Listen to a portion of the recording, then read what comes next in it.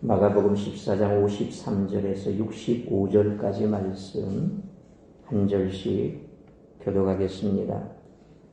그들이 예수를 끌고 대제사장에게로 가니 대제사장들과 장로들과 서기관들이 다 모이더라.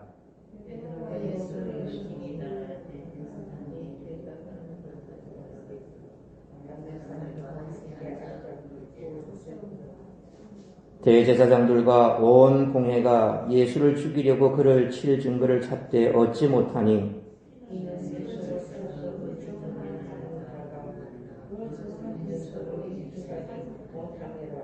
어떤 사람들이 일어나 예수를 쳐서 거짓 증언하여 이르되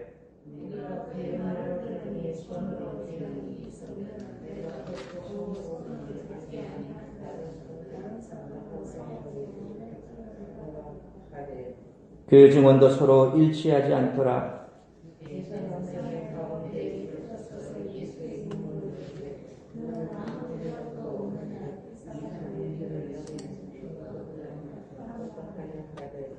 침묵하고 아무 대답도 아니하시거늘 대제사장이 다시 물어 이르되 내가 찬송받을 이 아들 그리스도냐?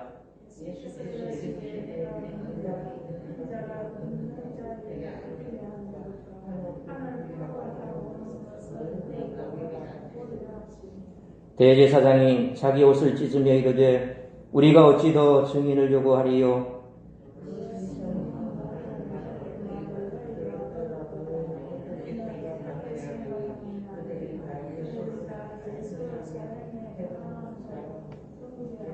(65절) 같이 읽습니다.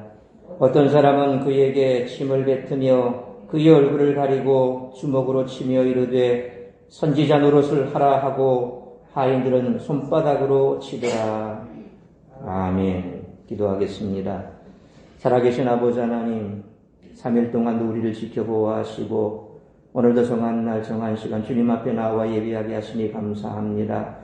우리가 주님께서 주신 은혜 가운데 이처럼 하루를 우리의 삶의 표전에서 최선을 다하고 또 우리가 있는 그곳에서 하나님 영광 나타내는 삶을 살다가 주 앞에 나왔습니다. 육신이 피곤하지만 우리 주님께서 우리의 육신의 피곤을 다 물리쳐 주시고 오늘도 말씀하시는 주의 음성 듣고 내가 주님 앞에서 다시 한번 주님께서 내게 주신 이 구원의 은혜가 얼마나 크고 놀랍고 감사한지를 가슴에 새기고 돌아가는 복된 시간 될 수 있도록 은총 베풀어 주시옵소서. 오늘도 이 예배를 참석하지 못한 많은 우리 성도들 어디에 있든지 무엇을 하든지 이 예배의 자리를 기억하게 하여 주옵시고 혹여 세상 가운데 머물며 시험 드는 자리에 있지 아니하도록 붙들어 주옵시고 특별히 아버지 하나님 코로나19가 계속해서 확산되고 있고 또 성도들 가운데도 확진된 자들이 있습니다. 아버지 하나님 어려움 당치 아니하고 잘 무사히 넘길 수 있게 하여 주옵시고 하루속히 코로나 상황이 종식이 되어서 우리가 마음껏 주님 앞에 예배할 수 있는 그날 속히 올 수 있도록 은총 베풀어 주시옵소서. 말씀 앞에 서싸우니 말씀하시는 주의 음성 들을 수 있도록 또한 우리 성도들의 가정 다급한 소식 오가지 않도록 붙들어 주옵시고 말씀에 집중할 수 있도록 성령 안에 우리의 마음과 생각을 붙드시고 주장하여 주시옵소서. 이 모든 말씀 우리 구주 예수 그리스도의 이름으로 기도하옵나이다. 아멘. 오늘 보면 53절 말씀처럼 예수님은 체포되어 이제 대제사장의 집으로 끌려가십니다. 그때 대제사장은 가야바였는데 그를 비롯한 사내들인 회원들이 야간 회의를 위해 급히 모인 것입니다. 종종 야간에도 심의가 진행되기는 했지만 요한복음 18장 31절 말씀에 빌라도가 이르되 너희가 그를 데려다가 너희 법대로 재판하라. 유대인들이 이르되 우리에게는 사람을 죽이는 권한이 없나이다 하니 라는 말씀처럼 로마의 통치하에서 사내들이는 사형을 언도할 권한이 없었습니다. 그들이 예수님을 사형에 처하려는 분명한 의도를 가지고 급하게 모였다는 사실은 이 모임이 가지는 불법적인 성격을 잘 드러내 보여주지요. 미시나에 따르면 사형에 관련된 재판은 밤에 열 수가 없었습니다. 그러니까 유대인 율법을 모은 그 미시나 법률에도 밤에는 사형과 관련된 재판을 하지 말라. 왜냐하면 밤중에는 자칫 잘못 잘못된 판결을 내릴 수가 있기 때문에 그렇게 정했던 겁니다. 예수님을 버리고 도망갔던 베드로는 54절 말씀처럼 다시 용기를 내서 대제사장의 집 안까지 찾아옵니다. 이곳은 대제사장 관자 앞에 위치한 정원이었습니다. 그는 예수님이 어떻게 되시는 것인지 걱정했던 것 같습니다. 마가는 여기에서 베드로와 예수님을 의도적으로 대조하려고 합니다. 그는 베드로가 예수님을 따라오긴 했지만 멀찍이 따라왔다 그렇게 서술하고 있습니다. 베드로와 예수님 사이에 어느 정도의 거리가 느껴지긴 하지만 모두가 예수님을 버리고 도망한 상황에서 베드로가 다시 예수님을 따라왔다는 사실은 29절로 31절 말씀처럼 그의 호언장담에 어느 정도 굳은 의지가 있었음을 우리에게 보여줍니다. 그러나 이후의 모습은 인간의 의지가 얼마나 나약한 것인지 적나라하게 드러내 보입니다. 55절 56절 말씀처럼 사내들인 공회는 예수님을 죽일 수 있는 증거를 찾으려 했으나 죽일 만한 증거를 찾지 못합니다. 도리어 난무하는 거짓 증언들로 인해 난감한 상황에 빠집니다. 이 모임은 재판이라기보다는 증거를 찾기 위한 일종의 신문이었는데 55절에 보니까 예수를 죽이려고 그를 칠 증거를 찾되라는 말씀에서 알 수 있듯이 예수님을 죽이기로 먼저 정해놓고 그것을 위해 증거를 짜 맞추려는 불법적인 성질을 여실히 드러내 보여주고 있습니다. 57절 말씀처럼 고소자들은 과거에 예수님이 성전과 관련해서 하신 말씀을 근거로 기소할 죄목을 찾습니다. 58절 말씀처럼 실제로 성전과 관련된 예수님의 말씀은 매우 심각한 문제를 야기할 수 있었습니다. 성전은 이스라엘과 하나님의 언약적 교제에 있어 필수 불가결한 요소인데 이러한 성전을 헐어버리라고 하신 예수님의 말씀은 유대교에 대한 매우 심각한 도전으로 여겨질 수가 있었습니다. 요한복음 2장 19절로 21절에서 예수께서 대답하여 이르시되 너희가 이 성전을 헐라 내가 사흘 동안에 일으키리라. 유대인들이 이르되 이 성전은 46년 동안의 지었거늘 내가 3일 동안에 일으키겠느냐 하더라. 그러나 예수는 성전된 자기 육체를 가리켜 말씀하신 것이라 하는 말씀처럼 예수님은 성전과 관련해 매우 충격적인 말씀을 하셨습니다. 물론 요한은 이 말씀의 신학적인 속뜻이 성전된 자기 육체를 가리켜 말씀하신 것이라 그렇게 분명히 밝히고 있습니다. 그러니까 예수님은 그분의 몸을 빗대어 말씀하셨던 것입니다. 그러나 당시 사람들은 예수님의 말씀에 담긴 이 신학적인 의미를 이해할 수 없었기 때문에 이를 유대교에 대한 도전으로 여겼습니다. 흥미로운 사실은 57절 말씀처럼 마가가 성전과 관련된 사람들의 기소를 거짓 증언이라 말한 점이지요. 이는 59절 말씀처럼 고발자들의 증언이 서로 일치하지 않았기 때문인 것 같습니다. 60절 말씀처럼 대제사장이 질문했으나 성전과 관련된 혐의에 대해 예수님은 침묵으로 일관하셨습니다. 엇갈린 증언과 예수님의 침묵으로 인해 사내들이는 난감한 상황에 빠졌습니다. 이 시점에서 대제사장은 61절 말씀처럼 네가 찬송받을 이 아들 그리스도냐라고 묻습니다. 신약 성경에서 이곳에만 사용된 찬송받을 이라고 번역된 헬라어 율로게토스라고 하는 말은 유대인들이 하나님을 일컬을 때 종종 사용하는 단어입니다. 소위 말하면 구약이나 신약이나 신적 단어가 있습니다. 역시 이 단어도 하나님께만 적용된 단어지요. 그러니까 일반 사람에게는 쓸 수 없습니다. 어떻게 일반 사람이 찬송을 받겠습니까? 그러니까 그런 의미에서 이 단어를 우리 예수님께 사용했다는 거죠. 성전에 관련한 단어를 논의하다가 네가 그리스도냐라고 물은 것은 참 매우 생뚱맞은 질문 같지만 사실은 그렇지가 않습니다. 유대인들은 이사야 2장 2절로 4절과 에스겔 37장 26절로 28절, 미가서 4장 2절 말씀처럼 하나님이 그분의 나라를 완성하시는 종말의 때에 성전 또한 회복될 것을 기대하고 있었던 것입니다. 그러니까 마지막 때가 되면 성전도 회복이 되고 이스라엘이 온전하게 회복이 되어서 그들이 새로운 나라가 세워질 것이다 라고 하는 것을 그들도 기대하고 있었던 거죠. 물론 이 일은 에스겔 37장 24절에 보니까 내 종 다윗이 그들의 왕이 되리니 그들 모두에게 한 목자가 있을 것이라 그들이 내 규례를 준수하고 내 율례를 지켜 행하며 라는 말씀처럼 다윗 왕가의 아들 메시아를 통해 이루어질 것이라고 믿고 있었던 것입니다. 따라서 대제사장은 이러한 연결에 근거해서 예수님이 만일 성전에 대해 어떤 주장을 하셨다면 이것은 필연적으로 메시아적 주장과 연결될 것이라 그렇게 추정했던 것 같습니다. 대제사장의 질문에 예수님은 62절 말씀처럼 명확하게 내가 그니라 그렇게 대답하십니다. 예수님은 처음으로 자신이 메시아이심을 공적으로 인정하신 것입니다. 그런데 예수님은 그리스도라고 하는 호칭을 인자라는 말로 바꾸어서 말씀을 이어가고 계십니다.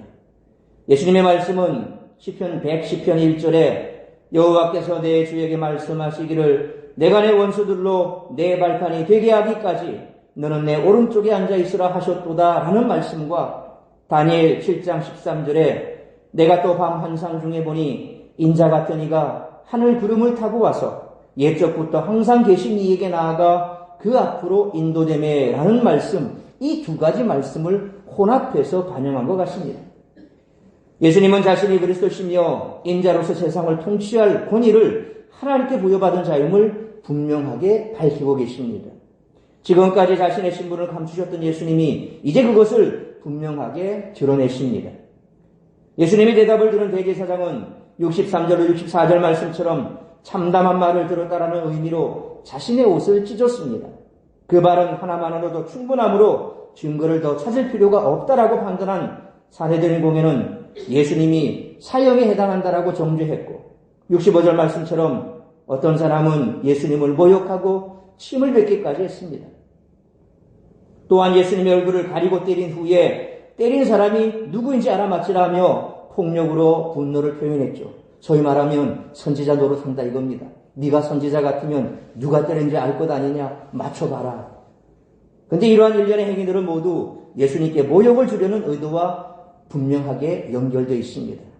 이처럼 오늘 본문을 보면 예수님은 마지막 잡히셔서 모욕을 당하고 그리고 또 분명하게 예수님께서는 자신이 메시아이심을 드러내심으로 말미암아 결국 스스로가 사형의 길로 자처해 간다는 겁니다.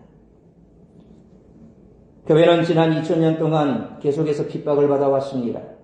앞으로도 사탄이 기세를 부리는 이 세상에서 성도는 살아가야 합니다. 따라서 교회를 무너뜨리려고 하는 이 사탄의 공격에 어떻게 맞서야 할지에 대해 오늘 본문의 말씀을 통해서 우리들이 깨달아야 할 것은 첫째로 53절로 56절 말씀처럼 세상은 계속해서 변함없이 교회를 핍박한다는 것입니다. 예수님은 대제사장의 집으로 끌려가 재판을 받으십니다. 대제사장들과 장로들과 서기관들이 예수님을 재판하기 위해 모였습니다. 재판장에 모인 대제사장들과 공회는 예수님을 죽이기 위해 그 증거를 찾습니다. 그러나 그들은 아무런 증거도 얻지 못합니다. 예수님은 아무 죄도 없으셨지만 이들은 불법적으로 예수님을 끌고 와서 악의적으로 재판을 진행했습니다. 이처럼 세상은 하나님을 거부하고 핍박합니다. 마귀에게 속한 세상은 예수 그리스도를 미워했고 또한 핍박했듯이 교회를 박해합니다. 대제사장들과 온 교회는 그리스도를 박해하고 죽이려고 작정하는데 이것은 죄인이 하나님께 갖는 분노와 적대감을 보여주고 있습니다. 오늘날도 그렇지 않습니까? 왜 전쟁이 벌어집니까? 하나님이 살아계시면 왜 이렇게 전쟁을 일으키게 가만히 냅둡니까? 혹은 선한 사람들이 왜 그와 같은 희생을 당해야 됩니까? 20세기 초에 가장 큰 비극이 뭡니까? 바로 9.11 테러 아닙니까? 무역센터 안에 있던 많은 사람들, 그들이 마지막으로 서로 주고받았던 그 대화 속에는 참 크리스찬들, 신실한 크리스찬들이 주고받았던 대화를 우리가 듣고 얼마나 많이 가슴 아파했습니까? 왜 하나님이 살아계시다면 그러한 일을 막지 못했습니까? 뭐 이렇게 질문하면서 하나님에 대해서 계속해서 세상은 공격을 하죠. 그들은 하나님을 인정하기 싫어합니다. 하나님의 존재에 대해서 오히려 반감을 가지고 있습니다. 하나님은 절대 살아있을 수가 없다. 그렇다면 세상이 이렇게 흘러가지 않는다. 이러면서 하나님에 대해서 공격을 하죠. 분노와 적대감을 보인다는 겁니다. 세상은 이처럼 교회를 미워합니다. 교회가 세상에서 핍박을 받는 것은 요한복음 15장 18절 말씀처럼 세상이 그리스도를 미워하기 때문입니다. 교회는 예수 그리스도의 사랑으로 핍박에 대처해야 합니다. 세상의 악한 능력으로 교회를 무너뜨리려고 할 때 교회는 선으로 악을 이겨야 합니다. 예수님이 세상을 이기셨기에 교회는 세상을 두려워할 필요가 없습니다. 교회는 사랑으로 행하는 공동체지요. 세상의 악한 방식으로 공격한다고 해서 똑같은 방식으로 맞서서는 안 됩니다. 도리어 사랑과 섬김, 기도로 그들에게 나아가야 합니다. 이것이 그리스도 안에 있을 때 나타나는 초월적인 사랑입니다. 혹시라도 불의한 자에게 억울한 일을 당하고 있습니까? 악한 자에게 애매히 비방을 당하고 있습니까? 인내하시기 바랍니다. 그리고 그들을 위해 기도하시기 바랍니다. 주님이 그들을 변화시켜 주실 것입니다. 그러므로 교회를 미워하는 세상 속에서 악에 계시지 말고 선으로 악을 이기는 우리 사랑샘 교회와 우리 모든 성도님 되시기를 축원합니다. 두 번째로 57절 59절 말씀처럼 세상은 거짓 증언으로 하나님의 진리를 회방한다는 것입니다. 몇몇 사람들이 일어나 예수님에 대해 거짓말로 증언했죠. 거짓 증인들은 악한 말로 증언하며 예수님을 공격했습니다. 그들은 예수님이 손으로 지은 성전을 헐고 손으로 짓지 않은 다른 성전을 사흘 동안에 지을 것이라고 말했다고 고발했습니다. 그러나 이들의 증언은 서로 일치하지 않았습니다. 이것은 그들의 거짓과 불의를 또한 예수 그리스도의 참되심을 드러낼 뿐입니다. 이처럼 세상은 거짓을 무기로 예수님을 핍박합니다.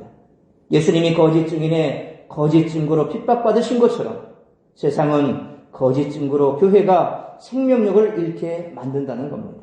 마귀는 거짓의 아비요 진리의 대적자입니다. 세상은 진리가 아닌 것을 가르치고 전파해서 사람들이 예수님께 나오지 못하도록 혼미하게 만든다는 겁니다. 지금도 계속해서 이단이 나타나는 게 뭡니까? 거짓 진리를 전파하는 거죠. 자꾸 거짓 가라지를 뿌립니다. 그렇게 해서 사람들을 미혹시키고 혼미케 합니다. 그러니까 결국 세상 속에서 초대교회도 그랬고 과거에도 그랬고 왜 자꾸 거짓된 것들이 나타납니까? 결국 하나님께로 오는 길을 자꾸 그들이 막는다는 겁니다. 그러나 그렇다고 해서 진리가 감추어집니까? 그렇지가 않습니다. 아무리 거짓말을 하고 또 거짓으로 예수님을 고발한다 할지라도 결국 드러나게 되어 있습니다. 따라서 교회는 진리이신 예수 그리스도를 적극적으로 변증해야 됩니다. 세상이 거짓의 검을 휘두를 때 교회는 진리의 검으로 맞서야 합니다. 이렇게 할 때 참되신 하나님의 말씀이 흑암의 권세를 밀어내고 구원의 길을 밝히 비출 것입니다. 디모데전서 3장 15절 말씀처럼 교회는 진리의 기둥과 터입니다. 성도는 잘못된 가치관과 가르침이 교회 안에 들어올 때 그것을 예리하게 분별해낼 수 있어야 됩니다. 그리고 참되고 바른 주님의 가르침으로 형제들을 세워나가야 됩니다. 그리스도를 아는 지식을 여러분 가지시길 바랍니다. 신앙의 기반을 흔드는 세상의 거짓 증언에 정면으로 맞서시기 바랍니다. 지식을 쌓고 지성을 갈고 닦으십시오. 그리함으로 허구와 거짓으로 유혹하는 세상의 공격에 맞서 말씀으로 예리하게 나를 세운 지성으로 치열하게 대적하는 우리 모두가 되시기를 축원합니다. 세 번째로 60절로 65절 말씀처럼 세상은 그리스도께서 주님이신 것을 완악하게 거부한다는 것입니다. 예수님은 대제사장으로부터 악의적인 질문을 받습니다. 대제사장은 예수님께 그가 찬송받을 자의 아들 그리스도인지를 묻습니다. 이것은 그분을 믿으려는 것이 아니고 정죄하기 위한 질문이었습니다. 예수님은 그것을 인정하시며 장차 만물을 심판하기 위해 다시 오실 것임을 말씀하십니다. 이에 대제사장은 예수님을 사형에 해당하는 자로 정죄합니다. 이처럼 세상은 참된 증언에도 불구하고 완악한 마음으로 예수님이 주님이심을 부인합니다. 대제사장은 예수님 스스로 자신이 그리스도이심을 인정하자 사형이 합당하다라고 정죄합니다. 이처럼 세상은 예수님이 그리스도시며 장차 만물을 심판하러 오실 만유의 주님이시라는 것을 인정하지 않습니다. 도리어 그것을 거부하고 적극적으로 대적합니다. 따라서 교회는 예수님이 우리의 진정한 구원자요 심판자이심을 전해야 됩니다. 세상이 분별 없이 그리스도를 대적할 때 성도는 예수님이 구원자심을 말씀과 자신의 삶으로 확실하게 선포해야 합니다. 교회 역시 세상의 빛과 소금으로서 어둠의 일을 드러내고 책망해야 됩니다. 죄 가운데 거하는 자들을 그리스도께로 돌이켜야 됩니다. 주님의 심판이 있음을 알려주고 거룩하게 살도록 권면해야 된다는 것입니다. 말로만 할 것이 아니라 진실한 삶으로 믿음을 증명해야 됩니다. 성도의 삶은 영원한 나라에 대한 확고한 증거가 되기 때문에 그렇습니다. 그래서 우리가 세상 속에서 바르게 살고 빛과 소금의 역할을 감당하는 그와 같은 빛된 자녀의 삶을 살아내지 못한다면 결국 우리는 세상 속에서 아무리 목놓아 외쳐도 주님께로 돌아오는 사람은 없습니다. 세상은 우리를 계속해서 주목해 보고 있습니다. 왜 그처럼 기독교가 계속해서 사람들의 입에 오르내립니까? 우리가 진리이기 때문에 그렇습니다. 굳이 진리가 아닌 것은 대적할 이유가 없습니다. 우리가 신천지에 대해서 진리가 아니니까 얘기하죠. 세상 사람들 별 관심 없습니다. 신천지든 말든지 다 그냥 똑같은 기독교로 그냥 같이 묶어버립니다. 십자가만 있다고 다 똑같습니까? 아닙니다. 예수님, 하나님, 성령님 말한다고 다 똑같습니까? 아닙니다. 진리는 진리가 있습니다. 그런데 거짓은 거짓을 말할 뿐입니다. 우리가 세상 가운데서 진리를 말하지만 우리의 삶이 진리에 기반한 삶이 아니면 세상 사람들은 우리를 우습게 합니다. 그래서 우리가 더 바르게 더 빛된 자녀답게 살아내야 그 가운데 복음의 진리가 빛을 나타낸다는 겁니다. 그러므로 거룩한 삶으로 그리스도께서 우리의 주님이신 것을 힘있게 선포하는 모든 성도님들과 우리 사랑샘교회 될 수 있기를 축원합니다. 사랑하는 성도 여러분, 세상은 주님을 미워하기에 교회 또한 미워합니다. 예수님이 주님이심을 인정하지 않고 계속 거짓을 말합니다. 그러나 교회는 미움이 아닌 사랑으로 맞서야 됩니다. 이것이 교회입니다. 뿐만 아니라 교회는 세상의 빛과 소금으로서 어둠의 일들을 드러내고 책망해야 됩니다. 그래서 요즘 계속해서 이슈가 되는 게 뭡니까? 성평등이라는 그 미명하에 계속해서 동성애 이것을 합법화하려고 합니다. 교회 자체에서 특별히 가톨릭에서 그런 일들에 적극적으로 나서고 있죠. 그런 사람들에 대해서 그들은 보호해 줘야 된다. 사랑으로 품어줘야 된다. 그들에 대해서 인정해야 된다. 과연 인정하는 것이 참 포용 있는 그리스도인입니까? 성경에는 아니라고 말합니다. 여러분 방송 한번 보십시오. 요즘은 국내 방송에도 드러내놓고 동성애가 나오고 있습니다. 남녀간의 애정행각이 옛날에는 남녀간의 애정행각이 불륜이고 또 잘못된 것이고 그렇게 지탄하는데 요즘에는 남자와 남자 사이 벌어지는 여자와 여자 사이 벌어지는 이와 같은 일들 그런 것들에 대해서 아주 무분별하게 그냥 보여주고 있습니다. 괜찮다고 얘기합니다. 심지어는 학교에서도 이제 성정체성이란 말로 인해서 너희들이 이 성에 대해서 너무 그렇게 편협적으로 가지면 안 된다. 소위 말하면 태어날 때부터 이렇게 남자를 좋아하는 그런 유전적인 특성이 있다. 뭐 이렇게 얘기를 합니다. 유전자가 그렇게 되어 있습니까? 하나님은 우리를 이렇게 안 만드셨습니다. 남자는 남자, 여자는 여자. 남자와 여자를 다르게 만들었습니다. 그게 유전자입니다. X염색체, Y염색체. 그렇게 해서 그 두 개가 합쳐져서 자녀가 탄생하지 않습니까? 그것이 신적인 원리입니다. 근데 세상은 그걸 거부합니다. 태어날 때부터 나는 그런 성정체성을 가진 사람이야. 그러니까 나는 그런 사람으로 인정해줘. 외국에서는 지금 미국 같은 경우도 그렇고 영국 같은 경우도 그렇고 다 동성애 합법화 시켜버립니다. 동성 결혼을 합법화하고 있습니다. 드라마 같은 거 보면 외국 드라마 보면 남자끼리 결혼하는 거 아주 합법적입니다. 여자들끼리 결혼하는 거 합법적입니다. 전혀 문제가 없습니다. 얼마나 그것이 진리에 어긋난지 세상은 그것에 대해서 알지 못합니다. 진리가 하는 것은 우리가 진리가 아니라고 또 그에 반하더라도 세상 사람들이 뭐라고 하더라도 우리가 고수해야 될 것은 잘 지켜나가야 됩니다. 진리를 지키지 못하면 결국 우리가 그 진리에 맞서지 못하고 진리로 맞서지 못하면 세상 가운데서 우리가 설 자리가 없어집니다. 진리가 아닌 것을 진리가 아니라고 책망하고 드러내줘야 된다는 것입니다. 반드시 죄 가운데 거하는 자들을 그리스도께로 또한 돌이켜야 됩니다. 무조건 하고 그들을 무시할 수는 없죠. 그들도 우리의 형제 아닙니까? 그러니까 믿음으로 그들이 돌아온다면 우리는 품어줘야 됩니다. 그들이 잘못된 생각을 가지고 있고 그래서 한순간 잘못된 생각을 가지고 있어서 회개한다면 돌이켜야 됩니다. 그러나 아닌 것은 아니라고 책망할 줄 알아야 됩니다. 주님의 심판이 있음을 알려주고 거룩하게 살도록 권면해야 됩니다. 말로만 할 것이 아니라 어떻게 해야 됩니까? 진실한 삶으로 우리의 믿음을 증명해야 됩니다. 성도의 삶은 영원한 나라에 대한 확고한 증거가 되기 때문에 그렇습니다. 천국이 있는 삶, 내세가 있는 삶을 살아가는 사람은 다르다는 걸 보여줘야죠. 말로만 천국이 있다 그러고 우리가 세상 사람들과 똑같이 그렇게 산다면 세상 사람들이 뭐라고 하겠습니까? 그 천국 너구나 가라. 얼마나 조롱적인 말입니까? 네가 가고 싶은 천국 나는 안 갈란다. 기독교가 말하는 그 천국 네가 있다고 말하면 나는 안 갈란다. 여러분 그런 말을 듣는다면 우리 주님이 얼마나 가슴이 아프겠습니까? 우리를 위해 십자가 지신 그 주님께서 우리를 위해 예비하신 천국이 있는데 우리가 이 땅 가운데 그렇게 삶으로 그런 천국 나는 가지 않겠다라고 한다면 주님의 십자가가 어떻게 되겠습니까?